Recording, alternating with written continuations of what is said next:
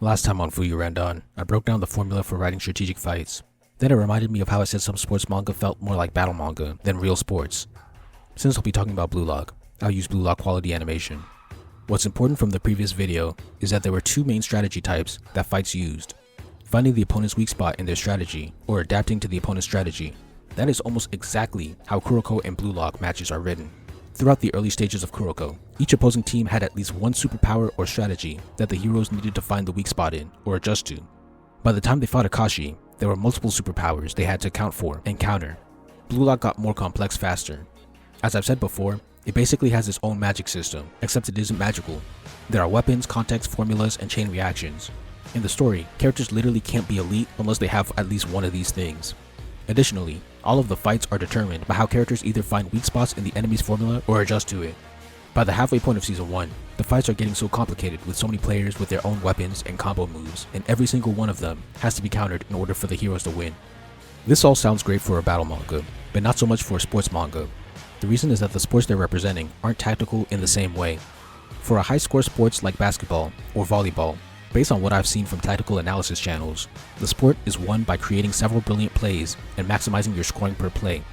In both sports, you want to stop the opponent from scoring on their plays and score on your plays. The tactics aren't in tearing down your opponent's superpower or strategy. The tactics are in how we get a point from this play: diversion, speed, strength, positioning, etc. Haikyuu does a wonderful job at illustrating this.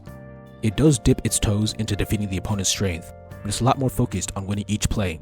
Usually, breaking the opponent's signature weapon comes at the very end of the match for hype purposes, like breaking Aoba Jose's formation, blocking Ushikawa's super spike, or countering the Mia twins super quick.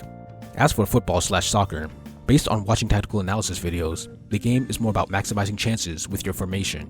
There is weak spot finding and adaptation present in the formations, but it's in team formations, not individual abilities.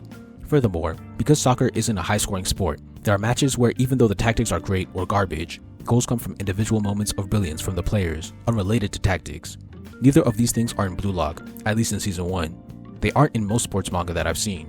Only Aoashi and Catenaccio have even come close. Even then, it only goes so far.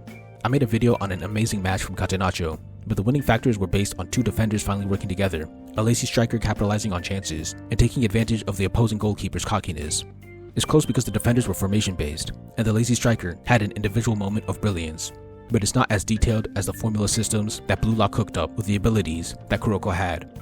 In conclusion, the way real sports matches are tactically won don't line up with the way a lot of sports manga matches are won, because they go down the battle manga road based on weak spots and adaptation and unique abilities.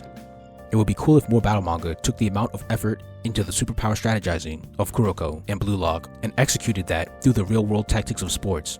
Haikyuu does that, which is one of the many reasons it's the greatest, but I want to see more anime do that.